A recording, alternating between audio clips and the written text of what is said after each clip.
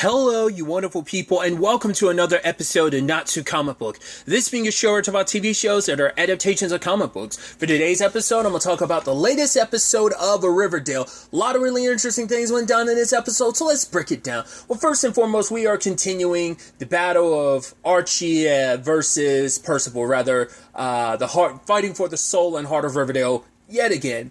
It is an interesting thing that Percival is kind of going back on his word when it comes to the workers. Because you would think if you want them on your side, you got those promises to come through. You made those promises to make them work for you. So wouldn't it be beneficial to, keep up those promises to string them along? But I guess in the long run, it's kind of what I think it's what Tabitha and Archie are talking about breaking the people's spirits.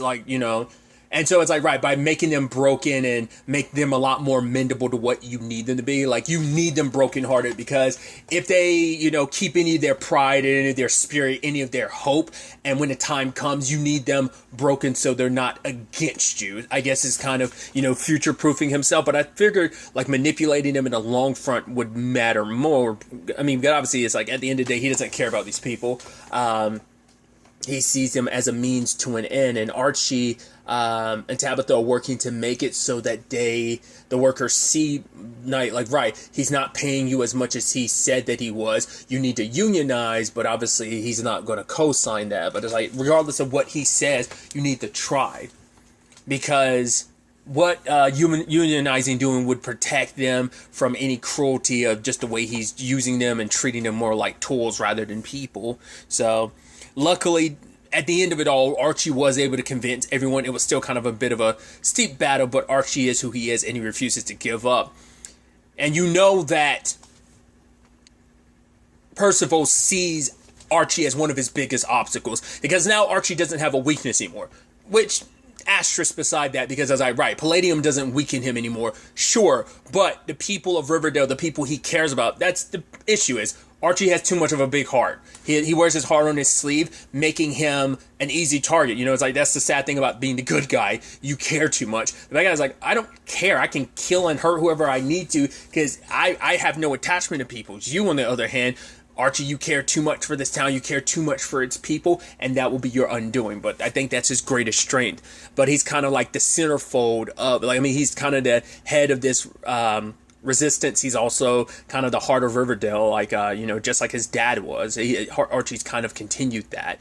But so Percival tries to get, it's like, right, you come over to my side. If not, might be more accidents when it comes to your workers and such. Because he knows if he can get Archie on his side, if you can corrupt someone who is kind of the heart and soul of this town, getting him means the rest of the town's going to fall in line, because he's kind of like this pillar of light that people can get behind. That's what they wanted him when they were kind of making him into that folk hero a couple episodes back. That was kind of that principle, but that was only able to happen because of who Archie is personality wise, and obviously with the Palladium and his invulnerability and his powers and everything, that kind of pushed that even more so. But Archie's always been that light to some extent when it comes to Riverdale. So obviously Percival's going to do everything he can to extinguish that. And, because he's not fighting just a one front war. He's attacking on multiple fronts. Man's got his fingers in so many different facets of Riverdale controlling it. Whether it be the Kevin situation, which things are escalating there between him, Fangs, and Tony. Because Tony and Fangs are being judged by their past of right, you've been serpent since you were both born into this. The fact is that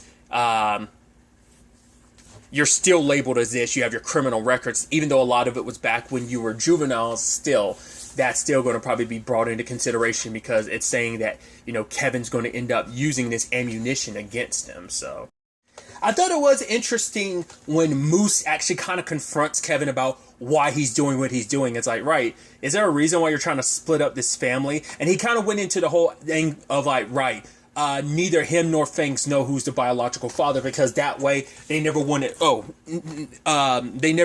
other to ever feel whoever isn't the biological father to feel any less like a father, which the sentiment behind that is beautiful. But now it is this situation where finding out who is a biological parent is important to the case itself. In regard of who it probably will help in the long run when it comes to cussing, because I think maybe the biological family parent might win out in the end type of situation. But yeah, like I said, the fact is Moose kind of brought that up, and he was even saying that maybe the reason why you're going so hard into paint about this is because you're worried about not potentially being the biological father. And I thought Moose was going to be a good influence, kind of rein Kevin back in. But as we see later on, he's with Kevin alongside Percival. So either off-screen Percival got Moose, or maybe Moose's whole appearance in this was just to kind of lower Kevin's like emotional, like kind of catch, like a blindside Kevin emotionally or something like that. I don't know. But the fact is that Moose is on his side, because later on when Kevin's talking to Percival and Moose is in the background, I'm like, you're here and you're not saying it. And then later on when they confront Archie, he's with them. So I'm like, oh, that's wild. I'm also surprised Reggie wasn't there, because it was Frank. But I guess they're the one. Well, it was more so because Kevin, I guess Moose is there to be Kevin's support. But it's like, yeah, because Reggie's kind of Percival's right-hand person right now, so that's why I was kind of surprised not to see him. But I guess that was related to the construction of the railroads, that like Reggie has nothing to do with that, so I guess that's what it was. And like I said, Moose might have just been there for like kind of support for Kevin, but just I guess it's more so to show us as the audience that like, oh, Moose is definitely on Percival's side. But obviously things are instigated more and more because Fangs is kind of caught in this middle situation where he has to change everything about him, lose what the serpents were, what they've always meant to him, to placate this like game that Kevin's playing in the legal system of trying to take his son away from him. He almost pops off on Kevin, which Tony gets on him about it, and he's like, oh, I can't believe you're taking Kevin's side. She's like, I'm not. I'm taking baby Anthony's side, and maybe you should do the same thing and let go of it, like, rather than, because this is becoming a battle of the egos more so than anything, because Fangs is being challenged as Anthony's father, and that's what's like perturbing him so much. I mean, it especially cuts deep because Kevin was someone, they were not only married, this is someone he loved at one point in time for a long time, and for things to be what they are, just, the things have kind of taken a turn like this is nasty. And it is that thing of, I think Kevin is trying to fill that void inside of himself, and Percival is, it is Percival's idea, like the devil whispering in his ear, but he's playing into those insecurities and those issues, that darkness that's already there in Kevin.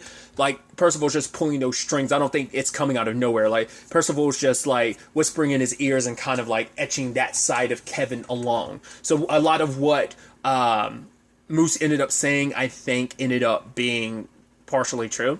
It was also neat to see Britta. I was like, oh, I'm surprised. Okay, so we're going to still see her from time to time in certain regards. So I thought that was kind of neat. Not like she was just completely removed from the story, because she was babysitting for Tony and babysitting baby Anthony. And Kevin dropped by, apparently stole the pacifier, and Tony went over, brass knuckle in hand, and beat the ever-living shit out of him. Got the pacifier. Is like, cool, you come near like 100 feet of my child again, we're going to have a problem. So... And he gets twofold blows, because not only does he get his ass whooped like that, because this was all kind of more so Percival's plan with the whole pacifier and everything, because they needed to kind of deal a blow, because he talks about baby Anthony being the future of Riverdale. He's like, yeah, but I'm the future of Riverdale, and it can't just be two. So he needs to kind of disrupt that family kind of being at the core of this, because baby Anthony is a representation of the future, because he is like the youngest generation in Riverdale. He is a spark of like, because even Archie had rallied that with the troops of, you know, when it came to the construction workers, that we're not just doing this for ourselves, but we're doing it for our children and our children's children. And we're doing this for our families. Like, he used that as motivation. So, like, if you can snuff out this shining future light of hope that is baby Anthony, because that's something people can rally behind, because that is, like, the next generation. Well, not just the next generation. I guess he kind of gets lumped in with, like, the Brittas, who are, like, the next generation.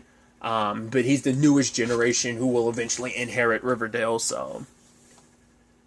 The fact is, he's willing to go that far. It almost sounds like let's snuff the baby out in its crib type of conversation, which recently had that metaphor used, or analogy or whatever. It wasn't even really an analogy. It was more so a mission statement that was used most recently in Bosch Legacy, when someone's trying to wipe out someone who could inherit something, an heir situation that was going on in that show.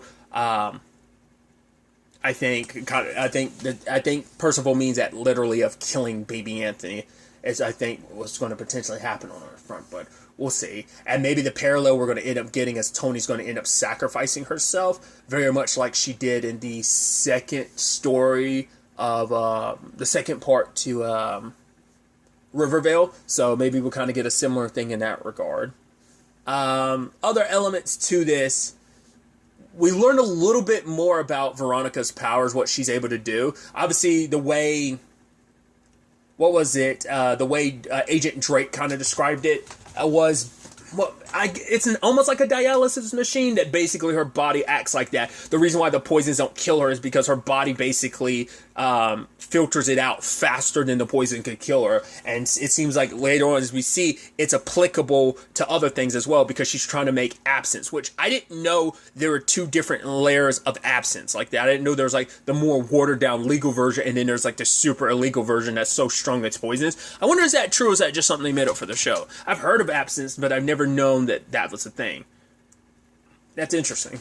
I'm sure there probably is it's pretty, I mean, my understanding, because I will always think of absence from like, I want to say Euro Trip was like, I mean, once again, it's a movie, but I think that was like my first experience. What was that, like 2004 or something like that? That was the first time I think I'd ever heard of absence. So I just thought that was interesting. But it was also interesting to know too that Agent Drake is like, oh yeah, I know your father. I was actually part of the task force that was like, I was part of the ATF team that was investigating the Jingle Jangle thing he had going. I was like, oh man, that's back in the day. That was like what, season 2, season 3 storyline. It's like, man, that was some time ago. Especially when you consider like, oh yeah, the 7-year time skip along with that. I was like that because the Jingle Jangle was happening, because I know the Ghoulies were running that, but wasn't that in season 3? I'm trying to remember because I know he was a part of that. I think it was like around season 2, season 3, something like that. I'm leaning more towards season 3, but either way. So I was like, oh, that's interesting. So, but then like Veronica sees it as a money opportunity that she's going to sell absinthe, kind of a more pure version of it, but without the poisonous elements to it, because she can use the plant or whatever that ends up being the key ingredient that gives it its taste and its green color, and she could just remove the poison from the more poisonous elements to it. She could sell it, and it's a new lane of revenue. I'm surprised Agent Drake was kind of like, okay, sure. I guess it's nothing illegal, and if she's removing the poison from it, and I guess it's not that big of an issue, and you know that she can remove the poison, so I guess it's kind of like, right, you do it, you mess up, I mean, that's on you. I guess it's also because she's not part of the ATF, no. Because I think it's still, even with her current job position, I think that would still fall under that purview. But I'm like, that's so interesting that I just thought was interesting that Drake was just kind of like, okay, sure, whatever. But I guess it's like I said, as long as Veronica does things above board by removing the poisonous element to it, it's not that bad, I guess. So I guess that's why Drake's just kind of like blasé about it to some extent. Some other elements to the episode we have is the whole situation with Betty. She comes home to find her brother is there. Apparently, he's dying from an illness, and his mom wants to make him comfortable in his final hours, his final time. And him and Betty get talking, because Betty's hoping if she could get answers from Charles, because Charles is the older sibling, so he's kind of dealt with this potentially longer. Plus, he's given into his killer instincts. Betty's dabbled in her dark side. She's never fully given over to it the way he has. I mean, yes, she's killed an animal, but in her mind, it was like, that was out of mercy. You apparently captured a possum and then murdered it. But he still sees the parallels between them, and I think Betty's almost afraid of the parallels between them, because there was a whole conversation she had with Agent Drake about essentially the poison of the psyche can have like physical effect. It's that thing of almost like, right, if something's real to the brain, it becomes real to the rest of the body. So like the evil that is that is inside of them, she believes is so real and so visceral that it's literally poisoning and killing Charles, and she worries that the same thing can happen to her. So she's trying to figure this all out. She caught her mom trying to kill Charles out of like a mercy killing, which is interesting because Betty made that whole conversation about like, right, her version of a mercy killing, but she still stopped her mom. Mainly because it's like, right, I don't want to send you down a dark path, but it's also on top of that, you would have killed your son and you would have never been able to live with that, knowing what you've done. Even if it was like a week from now, months, years from now,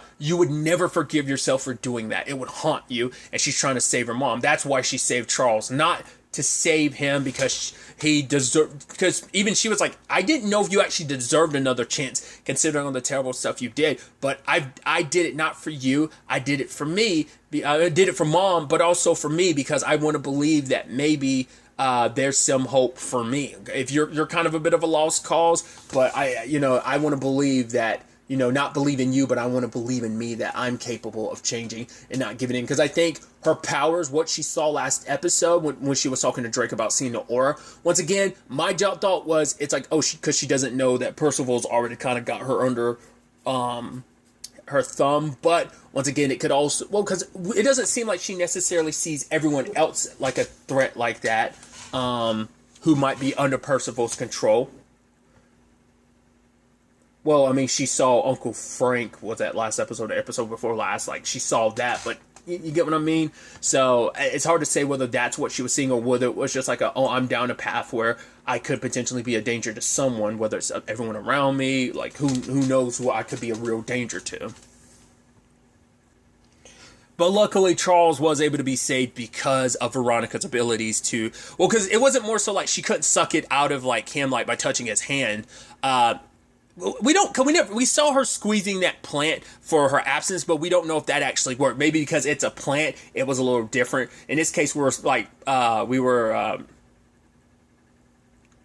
kind of being a filter machine for his blood, so it's kind of like, right, it'd probably go in her and then out through her and kind of cleanse. And it seems like it works in the long run.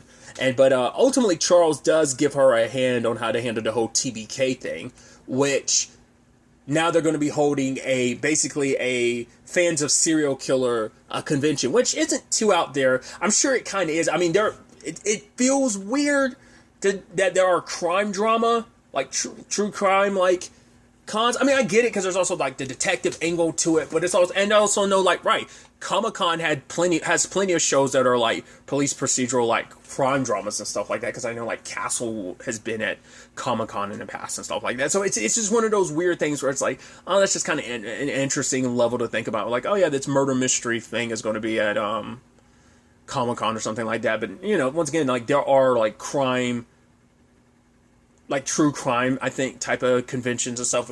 It's just an interesting thing. I mean, like, it's a big market, so it makes sense. Like, there are plenty of true crime podcasts and shows and stuff, so it makes sense that it'd be kind of a thing like that. But regardless, but drawing in people who are fans of all of that, they're hoping to draw in TBK because he probably won't be able to help himself because he's narcissistic. Like, oh, this will be the nice playground where people get to revel in the awesomeness that is me. Maybe that's going to be his justification. So we'll see whether that ends up panning out or not. Cheryl, trying to help out against the fight against Percival, she kind of ends up diving into a little history of her family circumstances because the Percivals, the Pickens and the Blossoms have had their history in the past too. I think at one point in time they were tight-knit until they had like a falling out. So she ended up giving Archie the ammunition he needed to kind of rally the construction troops to unionize and kind of turn away from Percival. But at the same time, she was working with Heather, and they ended up stealing what is essentially a very special magical book from Percival, and that's because Cheryl was able to turn herself invisible. I love that she referenced Harry Potter, but also the Wizards of Waverly Place. So I was like, hey, that's pretty dope. I mean, it makes sense because that's in the pop. I would feel like that's because I don't know how popular that show was in the general pop zeitgeist. I mean, I know the show because I was a big fan of the show. I really liked it a lot. I want to say that was probably one of the last Disney shows I watched on a pretty regular basis, maybe. I caught bits and pieces of like Good Luck Charlie here and there, but I feel like I probably watched Wizards of Waverly Place a little bit more consistently. Maybe, maybe not. Maybe I'm misremembering, but you know, once again, not counting any like Marvel stuff because that's just that's kind of like, well, I'm the superhero fan that I am, so that's kind of a whole other conversation. But tangents and all that aside, she was luckily able to get the book out. So, but that also arms her with a nice ammunition. Granted, I mean, obviously you have to hold your breath. And what am I thinking of? There was something where someone's technique revolved around you having to hold your breath. So it kind of, oh, I'm thinking of Anissa from Black Lightning. I was like, yeah, because like her power was as long as she held her breath, she was able to be invulnerable, and it allowed her superhuman strength and stuff like that. So I was like, right. I was like, I couldn't remember what it was, but it's like, yeah, that's what it made me think of.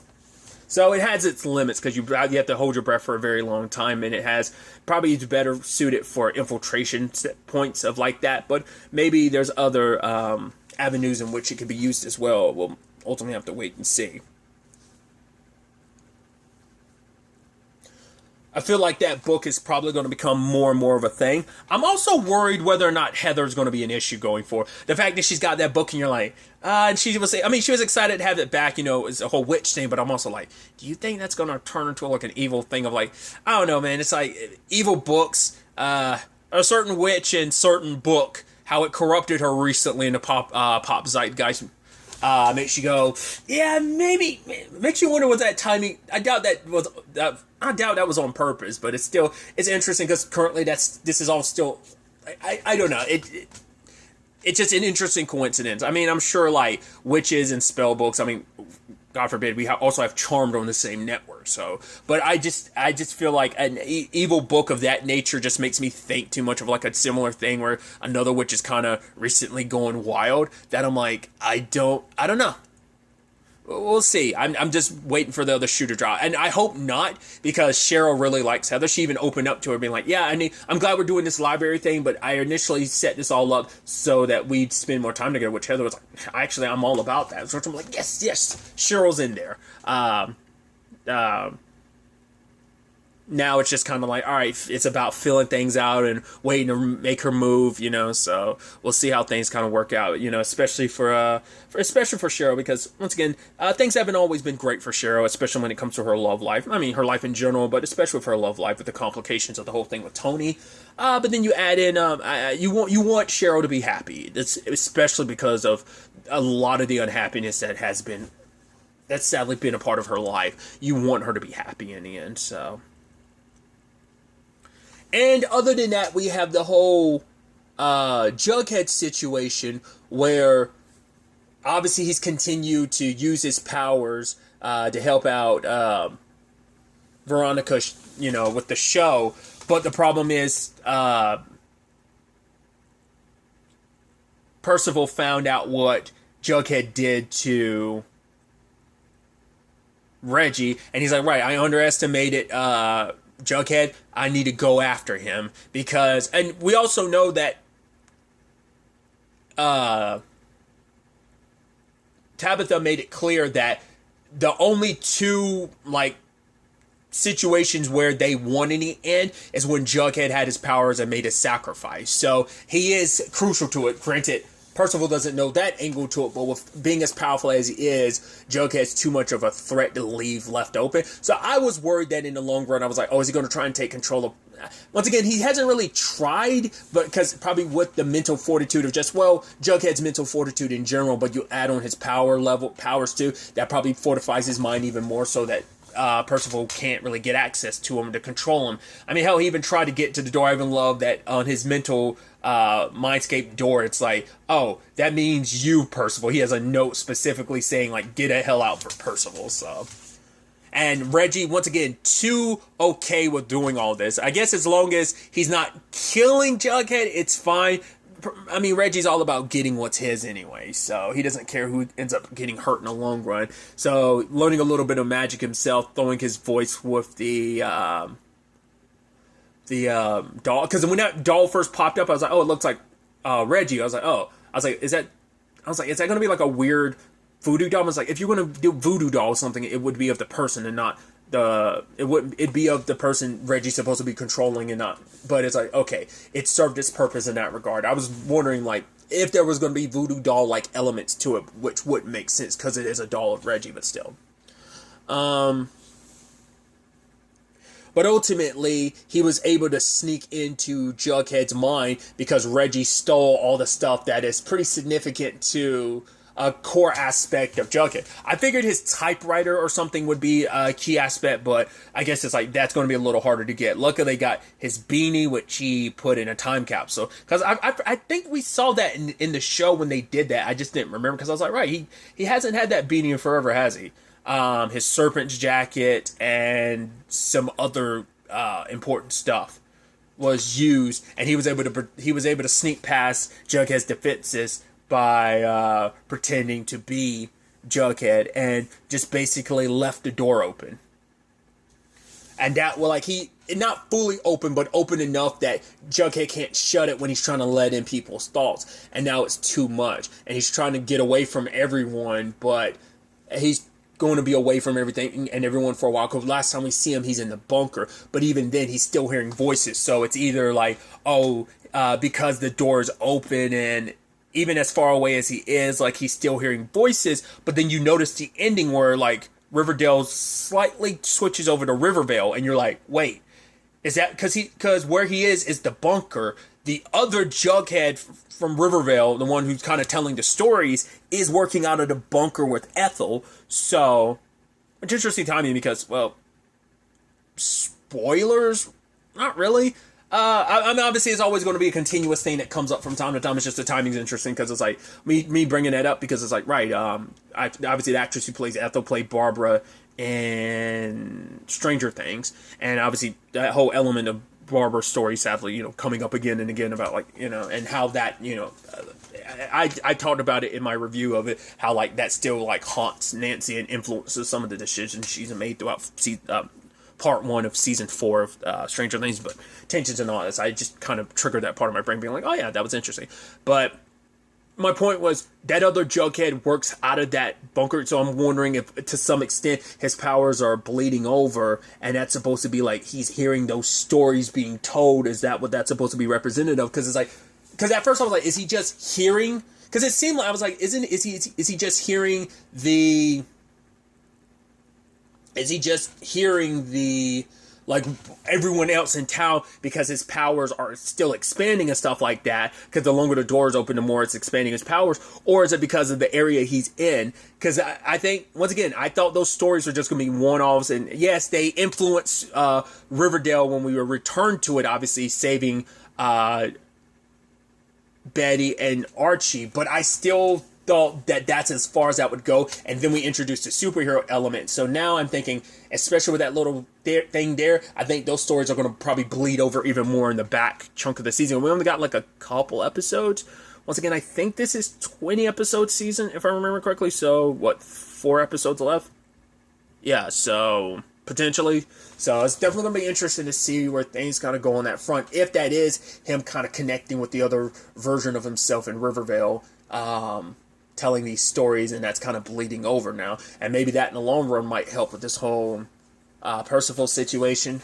We'll ultimately have to wait to see, because things are going to get bad going forward from here, and we'll have to wait and see how it all plays out.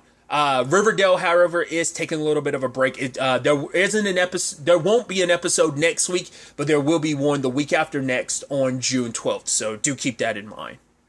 But really, that's all I want to talk about. Till the next time we meet, be happy, be safe, live life to the fullest, and enjoy it. Good day, and goodbye.